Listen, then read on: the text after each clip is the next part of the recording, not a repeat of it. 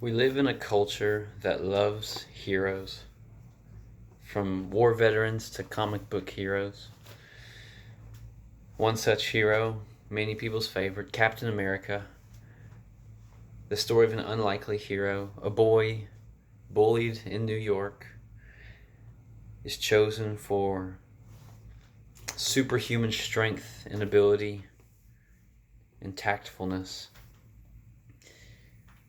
One of Earth's mightiest Avengers was one of the weakest on the streets of New York. Today we're going to be looking at the story of another hero, an unlikely hero from Scripture. It's a story filled with irony, deception, humor, and the unexpected.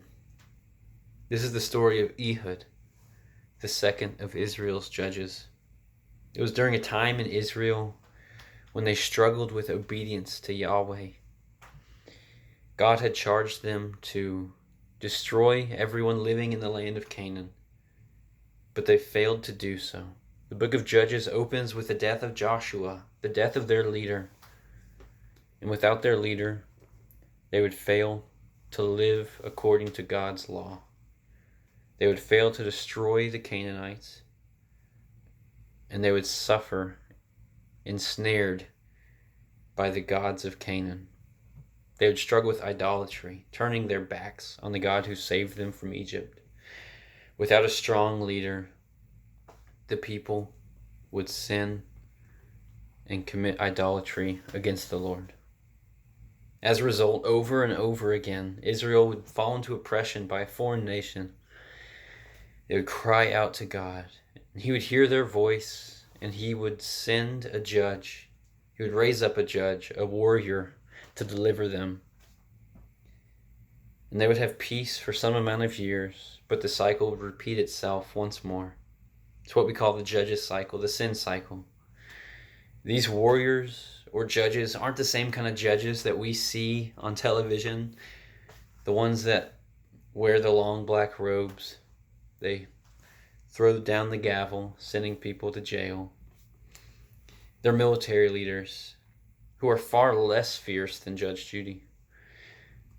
They're not national leaders, they're localized leaders. They're not spiritual leaders, they're fighters. So we're looking at Ehud, the second judge, this warrior leader. And I want us to observe a few insights from this text. It begins in verse 12 with a framework that sets up the narrative, gives us background to the passage.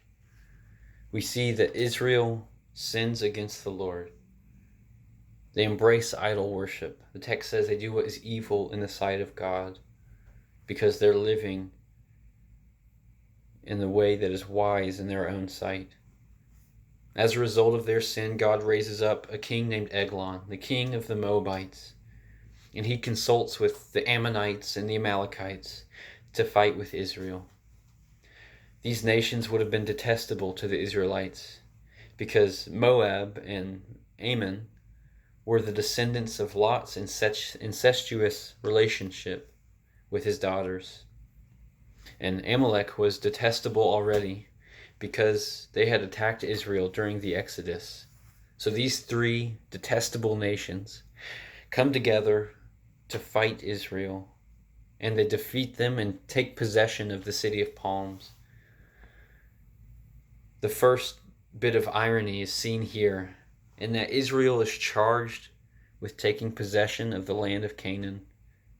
They started with Jericho, this city of palms, but now the Canaanites are the ones taking possession of the land, specifically Jericho. Instead of the Israelites taking possession, it is now Canaan. Israel fell under the yoke of Eglon for 18 long years. And then the text says that Israel cried out to the Lord. Now, this isn't a cry of repentance for sin. Rather, it is a cry of pain. Yet the Lord still has compassion on his people. Just as the Lord strengthened Eglon against the Israelites, he also strengthens an individual named Ehud to deliver Israel. And that's where we'll start reading, in verse 15 of Judges chapter 3. Then the people of Israel cried out to the Lord, and the Lord raised up for them a deliverer, Ehud, the son of Gera, the Benjamite, a left-handed man. The people of Israel sent tribute by him to Eglon, the king of Moab. And Ehud made for himself a sword with 2 edges, a cubit in length, and he bound it on his right thigh under his clothes. And he presented the tribute to Eglon, king of Moab. Now Eglon was a very fat man. And when Ehud had finished presenting the tribute, he sent away the people who carried the tribute. But he himself turned back at the idols near Gilgal and said, I have a secret message for you, O king. And he commanded, silence. And all his attendants went out from his presence. And Ehud came to him as he was sitting alone in the cool of his roof chamber. And Ehud said, I have a message from God for you. And he arose from his seat. And Ehud reached with his left hand, took the sword from his right thigh, and thrust it into his belly. And the hilt also went in after the blade, and the fat closed over the blade, for he had not pulled a sword out of his belly, and the dung came out. Then Ehud went out onto the porch, and closed the doors of the roof chamber behind him, and locked them.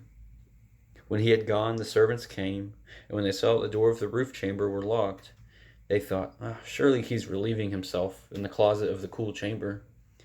And they waited till they were embarrassed. But when he still did not open the doors of the roof chamber, they took the key and opened them. And there lay their lord dead on the floor. Ehud escaped while they delayed, and he passed beyond the idols and escaped to Sirah. So we see through this text, we're going to be looking at the ironies, the humor, the deception, to better understand its message. And we've already noted that it is ironic that Israel was charged to take possession of the land, yet Canaan was taking possession of Jericho. But next we see this warrior who God is raising up, Ehud, a Benjamite. We're not told much about him, but we are told that he is a Benjamite and that he is left-handed. This is ironic because the word Benjamin literally means the son of my right hand, yet he is left-handed. His left-handedness would have been seen as a handicap, a disability, but we're going to see that it's going to be crucial to the story. It is how he delivers Israel. He uses his left-handedness, his handicap, his disability. So Ehud, the left-handed Benjaminite, is working on a sword. This weapon is probably a little bit longer than a foot, sharpened on both sides. This was no warrior's weapon, however. It was the tool of an assassin. It was short enough to conceal on his leg, but long enough to deal a deadly thrust. The text tells us that he concealed it on his right thigh, and we can understand that when you're reaching for your sword, you want to reach across your body because it's difficult to pull something that long from the same side of your body that your hand is. And it goes the same for us normal right-handed folks as well. This would come into handy getting past the guards that we'll call Tweedledee and Tweedledum. So Ehud is chosen to deliver this tribute, this offering to Eglon, this taxation, more like it. And he's patted down, no doubt, by these guards. But Tweedledee and Tweedledum check only his left thigh, and they find no sword, and sensing no hostility, they allow him to pass. And then we come to one of my favorite Bible verses. Now Eglon was a very fat man. It's so inspiring and uplifting. And here we see another touch of irony or humor. The name Eglon is very similar to a Hebrew word for fattened calf. Not only was Eglon a cow of a man, the text says he was a very fat man, he was like a fattened calf, ready to be slaughtered. He had been mooching off of Israel's hard labor, getting fat while they were bending beneath the weight. Ehud and a group of Israelites came to present the tax to Eglon, probably of their food, their grain, to keep him fat and happy. They did the work, so he had no reason to. You can sense the frustration of the Israelites being under this oppressive yoke. So Ehud and his party deliver this offering to Eglon and they leave. And then the text says that they make it to Gilgal, a place of pagan idols in this time. Gilgal is an important city, an important place for the Israelites because it is where they crossed over the Jordan with Joshua. And there God commanded them to set up 12 stones as a pillar, a memorial for God's faithfulness to them.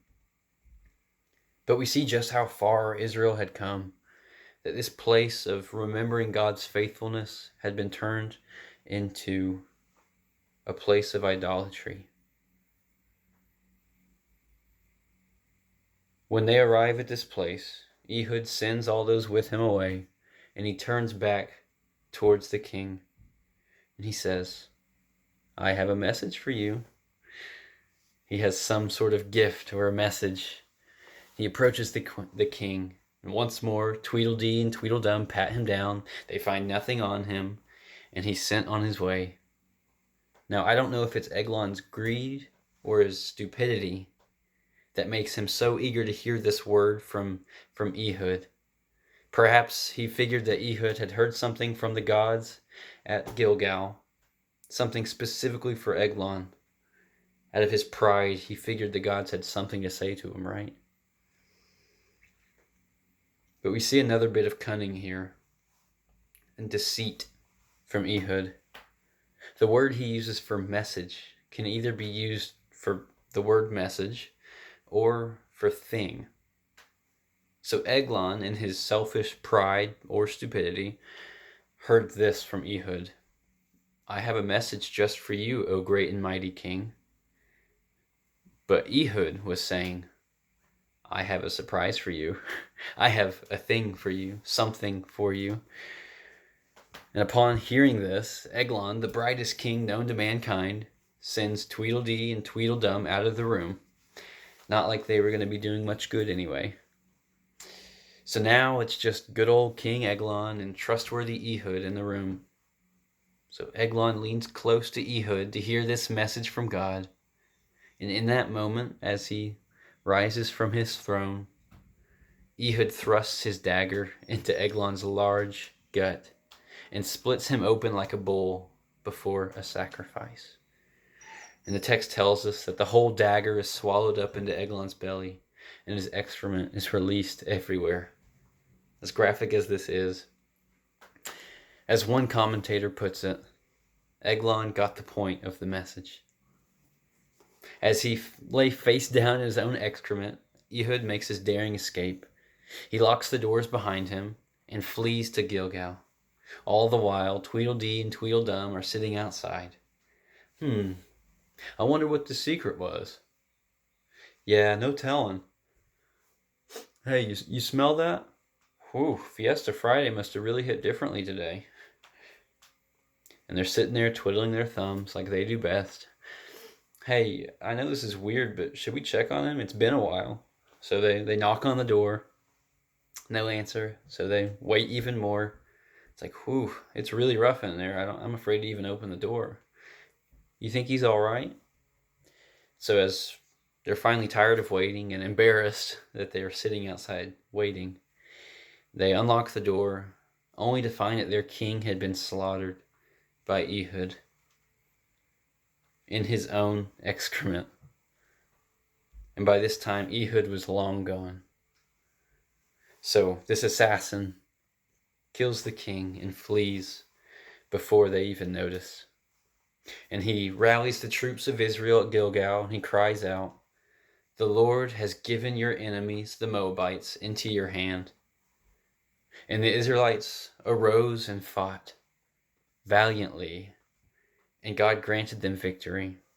And they slaughtered the rest of the Moabites and subdued them. And as a result, they have peace for 80 years. This is a story of a hero, but a hero who is dishonorable, unexpected, unlikely, deceitful. But I think this story has a lesson for you and I to learn. I think the main point of this story is that God uses flawed people to accomplish his divine purposes. I think we should break this into two parts as we try to understand this main point. First, God uses flawed individuals. Ehud is far from perfect. The text almost goes out of its way to show us that. He's viewed as handicapped. He contrives a murder plot as he is crafting his dagger. He deceives the king, and he even assassinates the king in cold blood. Ehud is not the man of God that every good Christian lady so desperately wants. He doesn't belong on VeggieTales or Precious Moments. Some would argue that he is far from a hero. He is not an exemplary character, to say the least. And I don't think the text praises the deeds of Ehud. He used sinful means to accomplish Israel's liberation. I don't think God condones his behavior either. Yet, he uses it anyway. God took someone with faith and used him to bring down this oppressive ruler. It would have been a risky move to deliver the tribute to the king with a dagger in your thigh. And after Eglon's killed, it would have been a risky move to flee the city. And he declared his faith when he said that Yahweh would deliver the Moabites into Israel's hand. So God used Ehud despite his flaws because he had faith. Please don't hear me saying that sinning in the name of God is okay, or that the ends justify the means. That is far from the truth, and that is not what this text is saying. I want you to feel the freedom, the liberty of knowing that God uses flawed individuals. That's you and me. People who don't have it all figured out. People who don't know all the hard questions. People who are stuck in this gray area of life, trying to figure out what's right and wrong. Sure, there are black and white truths that are right and wrong. But we don't have to have everything else figured out. If you're like me, you're wondering where you're going to go next once you graduate Johnson, where you're going to start your career of ministry when you leave these doors. Are you going to go to seminary? Are you going to try to find a church straight out of Johnson? Or are you going to find a nonprofit to serve in for the next few years? You might not know the answer, and that's okay.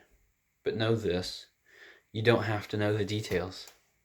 God can use you anywhere if you're willing, if you have faith in him. Maybe you're wondering if you're good enough to be a minister. Your life is one of purity.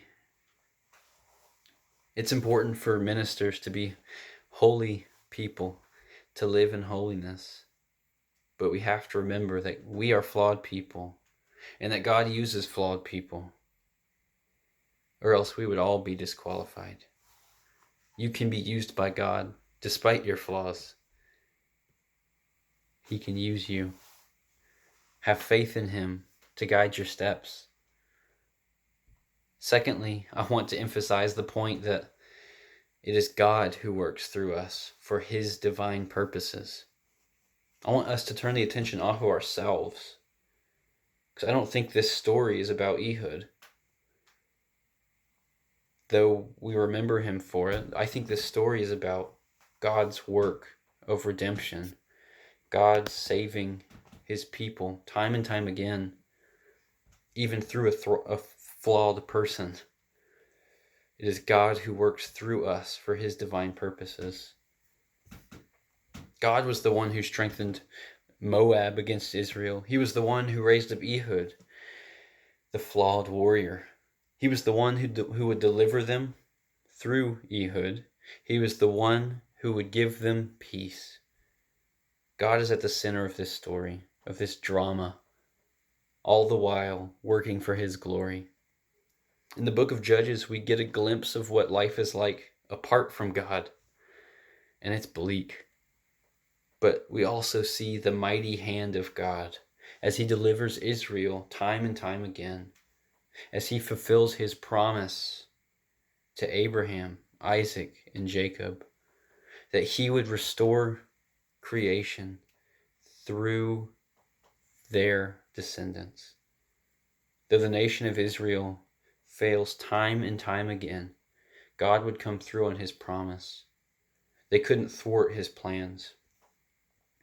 You and I have the temptation to become so caught up in ourselves that we miss how God is working in us and in others around us. We see our faults and our insecurities, our inability to adequately plan and execute that plan. We face disappointments and frustrations. But let me tell you today, God's plans are not frustrated by our faults and our failures. He has invited us to participate in his great plan of redemption. It is a plan much bigger than you and me. Do we really think that my failures and shortcomings can ruin it? He uses puny weaklings like us to accomplish his plan. My weaknesses don't stop him. In fact, I want you to hear the words of Paul. He says, for the sake of Christ then, for the sake of Christ then, I am content with weaknesses. For when I am weak, then I am strong. It is actually through your weaknesses that God shows himself strong. It is when we embrace our inadequacies that Christ uses us most. He receives the most glory when we are at our weakest, and we embrace those weaknesses in light of his ability to work through us.